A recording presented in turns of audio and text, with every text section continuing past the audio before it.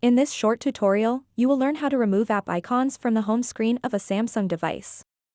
Sometimes, the home screen can become cluttered with app icons, and it's important to know how to tidy it up. Follow these simple steps to declutter your home screen and keep your apps organized. To get started, find the app icon you want to remove on your home screen.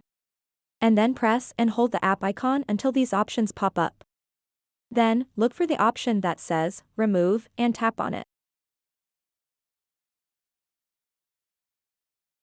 Now that app icon is removed from the home screen. This is exactly how you can remove app icons from the home screen of your Samsung device. So that wraps up this tutorial.